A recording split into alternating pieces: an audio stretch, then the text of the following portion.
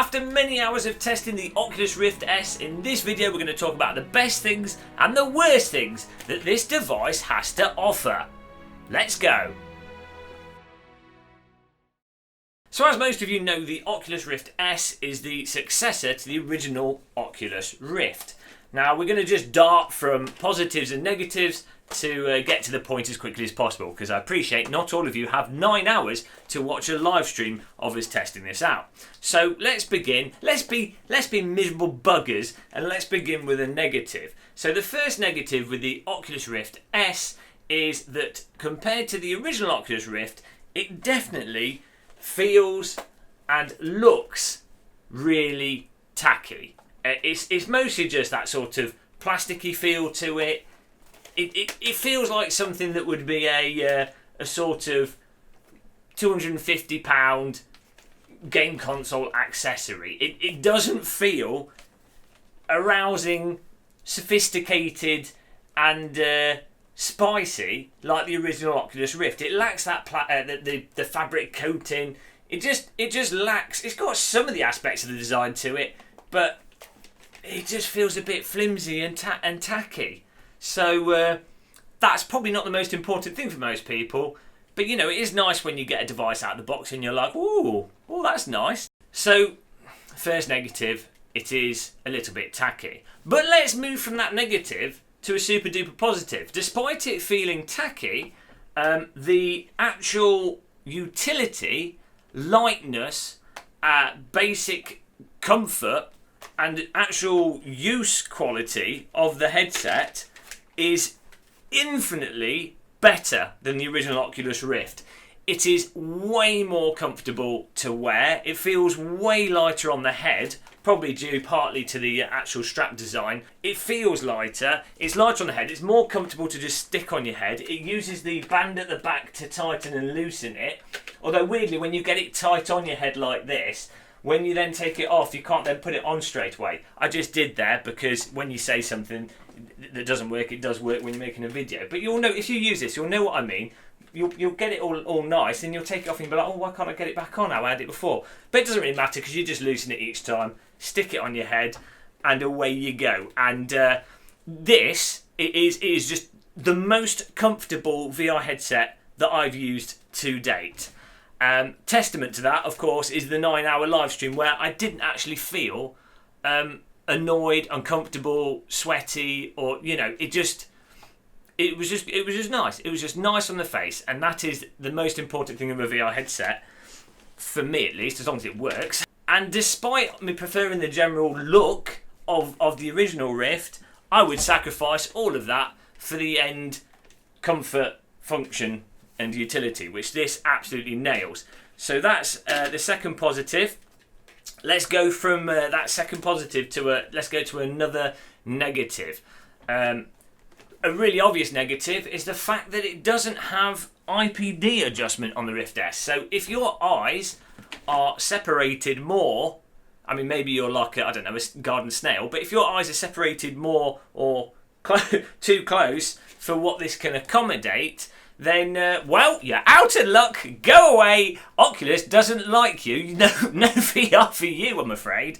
So, yeah, no IPD adjustment. It does it in software, but realistically, you have to move the lenses. If it's going out of focus because your IPD is out of range of this, you have to move the lenses because your eyes are physically out of the way of the sweet spot. All changing the software.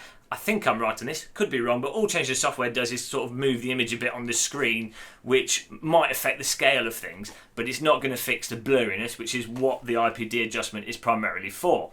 So, lack of IPD adjustment, what an absolute failure. But I think it doesn't have that IPD adjustment, because I think it uses a single screen, and you obviously can't wrench a single screen apart. I don't know. It would be nice for them to find a way, but yes, if your IPD is out of range for this, goodbye. No VR for you.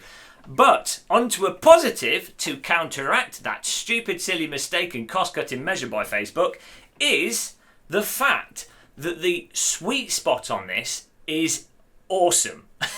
Absolutely fantastic. And I don't just mean the horizontal sweet spot for like the actual IPD aspect of it, of the lateral.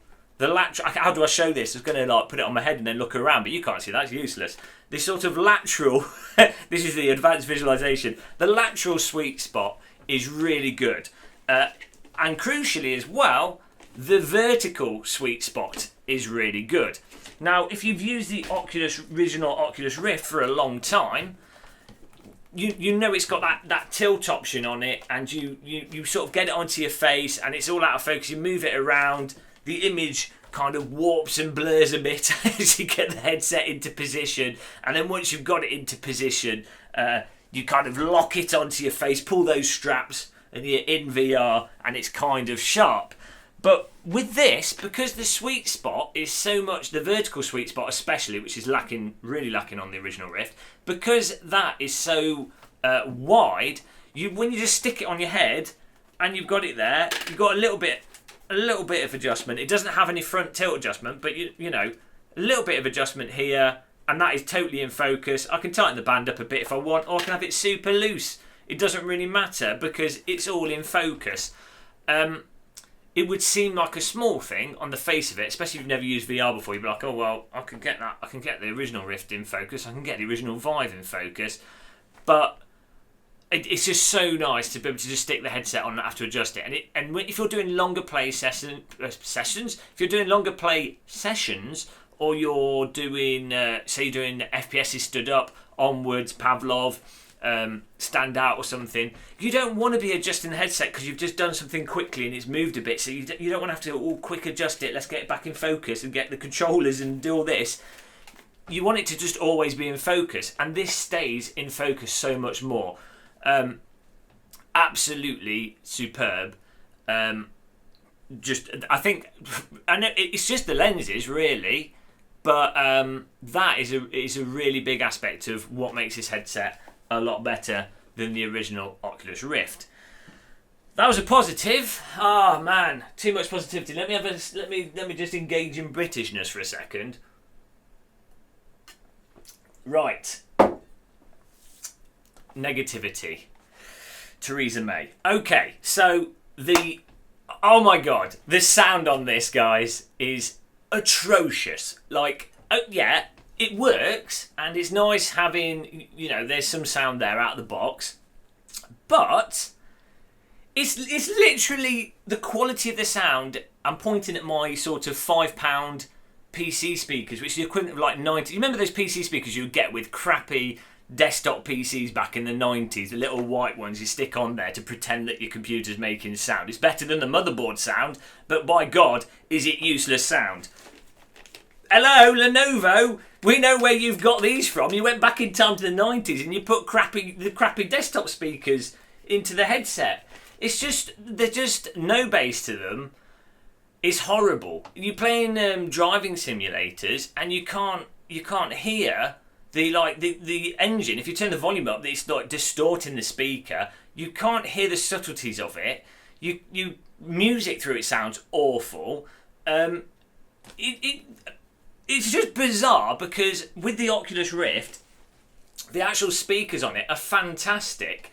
And as anyone that knows about VR or knows about immersion, there's a reason people have like Dolby Digital surround sound when watching films. There's a reason why games developers have spent lots of time and effort on designing the audio and having everything specific and all these like high detailed recorded sounds. All negated by these crappy headphones that are built into it. It's awful. It's absolutely awful, and massively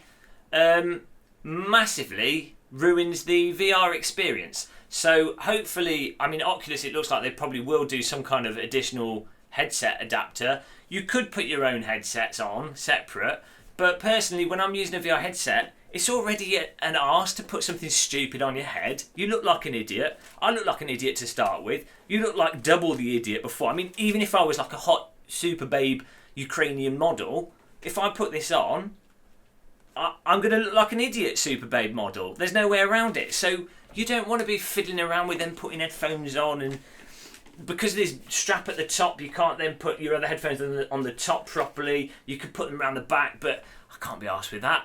it needs to be on the headset. So hopefully they do an additional thing there, but the sound is crap. I just wanted to hammer home that point. Positivity. The screen. Now, it's not all perfect with the screen, the actual LCD screen. It's not OLED, it's LCD, which has an advantage and a disadvantage. The advantage is it uses RGB stripe, so instead of the pentile sort of the hexagonal kind of meshy kind of shape, you end up with like a sort of horizontal line type shape in terms of the screen door. I don't really care about screen door that much myself. I care about resolution. So the pentile screen does have better contrast in the original Oculus Rift, and any headset that uses OLED will do better contrast, but you do get more black smearing, and with pentile it doesn't use the pixels as effectively, so you end up with less resolution with a pentile screen. Despite its stated resolution, the actual image clarity of that resolution is less than what you get from a RGB panel. And the actual image quality in this, the clarity from the panel is way better than the original Oculus Rift. I would say it's hard to quantify, but I would sort of say around about 25% if I was to put it on some arbitrary scale that's probably totally useless. It does look a lot better. So when you're in cockpits, for example, in X-Plane 11, you can read most of the dials without leaning forwards much at all, if at all. You can see way further into the distance. So if you're playing driving simulators, for example, you park up at Monza, you can see another 50 to 80 metres of general clarity of the large brake board, which is actually quite a lot, because that's stuff in the distance which tends to magnify the blurriness effect of the actual panel resolution. Stuff up close, as I say with cockpits, is just way sharper. Really, it does add massively to the general immersion, the fact that the general crispness is there, and it also, in combination with the lenses just being better quality and that additional sharpness, you end up with a more comfortable experience that doesn't fatigue the eyes so much. I definitely find if I do longer sessions with this headset, and we've done like 4+ hour driving sessions with this. You can use this for longer sessions, but you do feel on your eyes a little bit of strain from the blurriness of the image, unless you forcibly sort of focus closer up to sort of more in car, what's just in front of the car if you're playing driving sims. But with this, you can focus further away much more comfortably. So the screen on it actually has a pretty large impact. Another negative. That was too positive, wasn't it? Let's think more negative.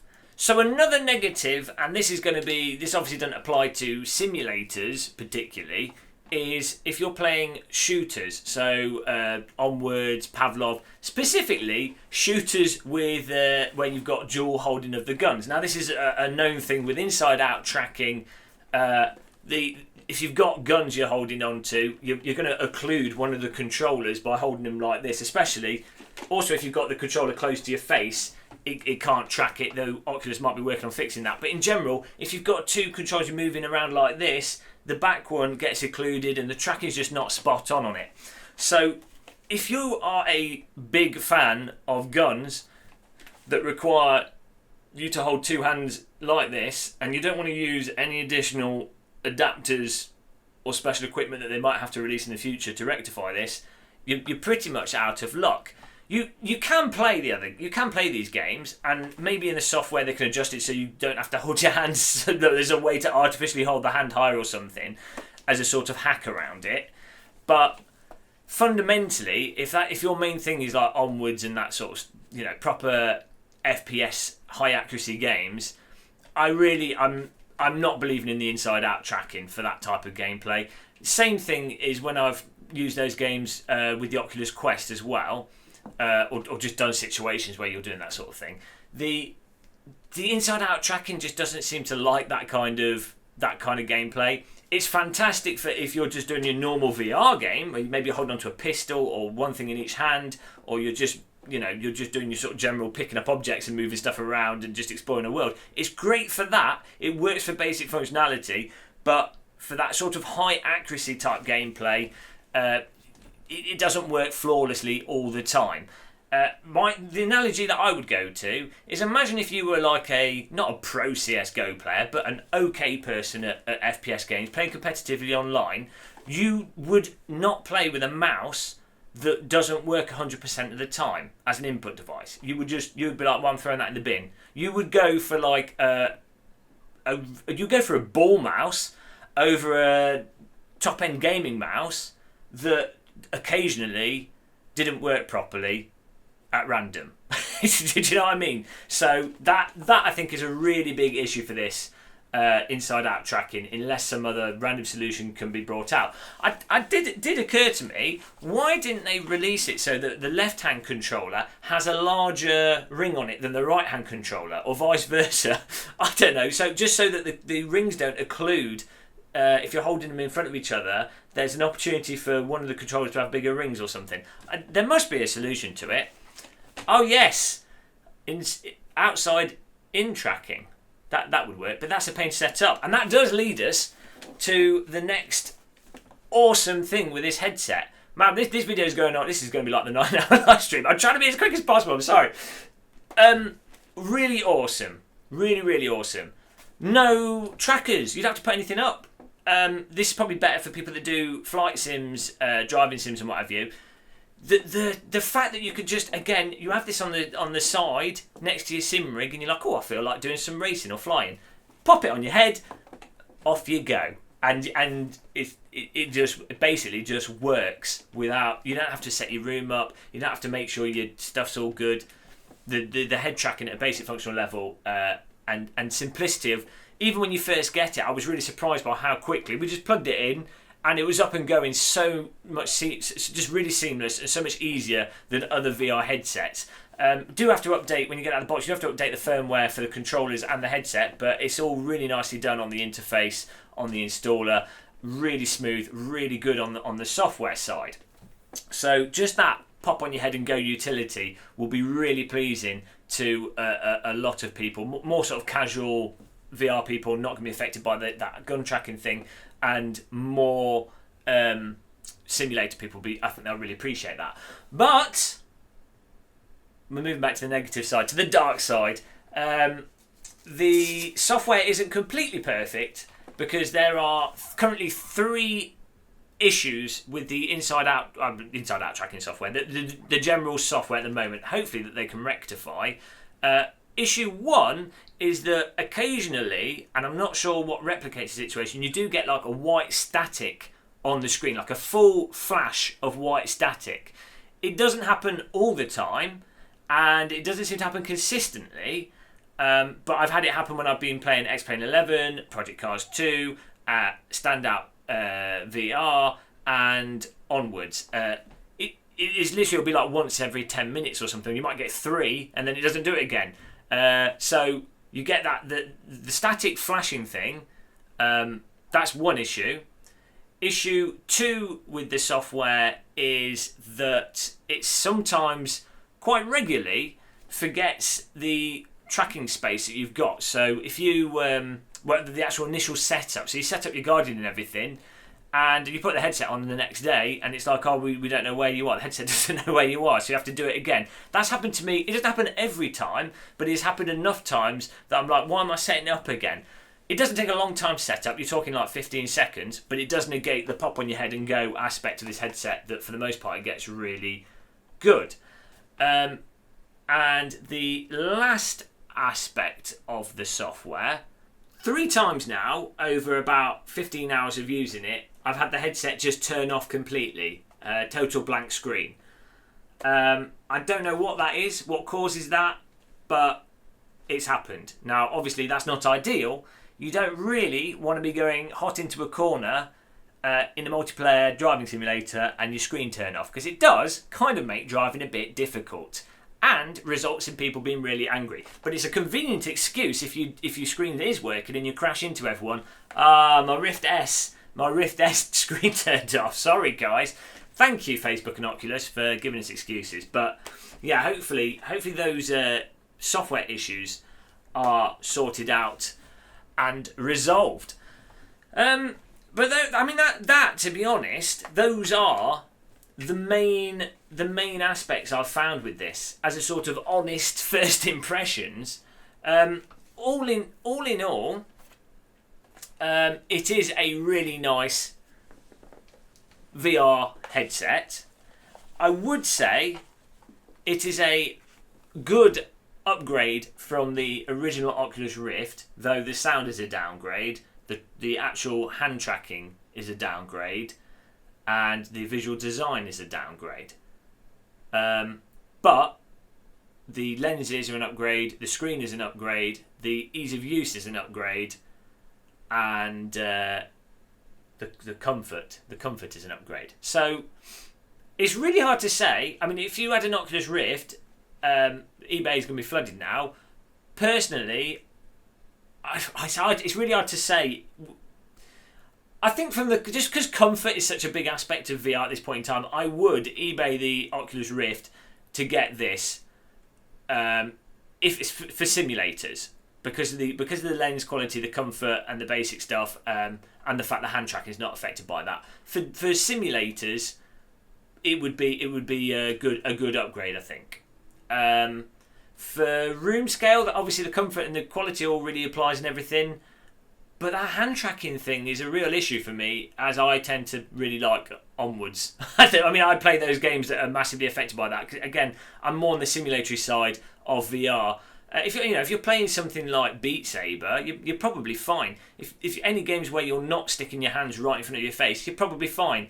But for simulators, for those sort of first-person shooter simulators, you're not fine. So driving sims, flight sims, and general VR, upgrade to this. Maybe go for a different solution if you're pure for those FPS simulators and you want something better. You might have to splash out for something like the Valve Index. Oh my God, there goes all your money. But you secretly know it'll be worth it.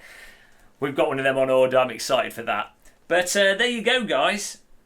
There you go. That is it. I hope you found everything in this video useful.